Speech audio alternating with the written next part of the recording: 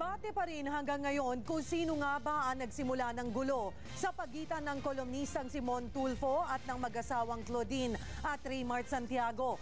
Pero ilang mga nakakita raw ang lumutang na at nagsasabing alam daw nila kung ano ang totoo. Jeff Fernando, ikwento mo. Nagtuturoan ang kampo ng kolumnistang si Mon Tulfo at ng mag-asawang Claudine at Raymart Santiago kung sino ang pasimuno ng gulo sa NAIA noong linggo. Ayon sa isang pasahero na tumangging magpakilala, ang kolumnista ang unang umatake sa mag-asawang celebrity. Kwento ng pasahero, sinita ni Claudine si Tulfo dahil kinukunan siya nito ng litrato habang nagrereklamo. Lumapit daw si Raymart at dito na raw siya sinaktan ng kolumnista.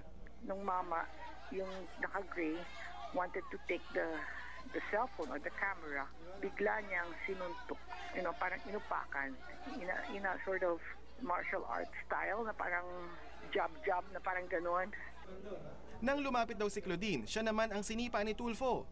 Claudine, the girl in pink, says, can I see, and what did you do to my husband? Why did you hit him? At the same time, nung lumapit siya, inupakan siya. Inupakan din siya, pinadyak siya, tinulak, pinadyak. Claudine. Nang makitang nasaktan ng asawa, nilusob na raw ni Raymart at ang kanyang mga kasama si Tulfo. Pero iba ang bersyon ng isang babaeng nagpatago sa alias na Rose. Galing daw siya sa Cagayan de Oro at hinihintay ang mga bagahe sa arrival area. Maya-maya pa, nakita niya ang isang nakapink na babae na sumusugod sa counter ng Cebu Pacific. Namukhaan niya daw ang babae na si Claudine Barreto. When she reached the counter area, ayun nga, she created a scene kasi malakas yung boses niya. Okay. Nung nagrereklamo ata siya dun sa counter. Dito na raw niya nakita si Mon Tulfo na kumukuha ng litrato gamit ang cellphone camera.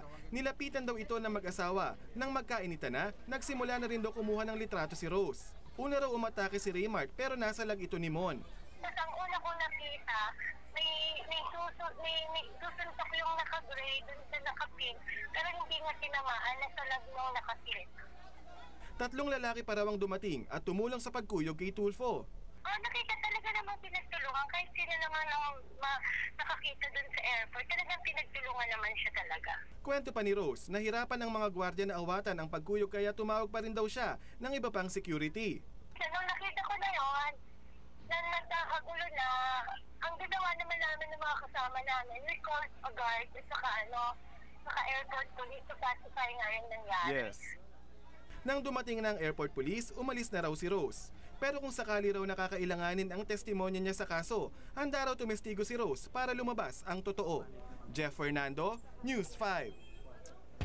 Iimbestigahan na ng Movie and Television Review and Classification Board o MTRCB ang programang T3.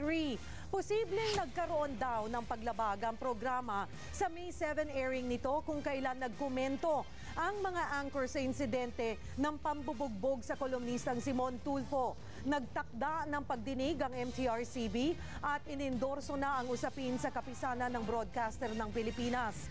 Kaugnay ng insidenteng yan, narito po ang statement ng News 5. News 5 assures the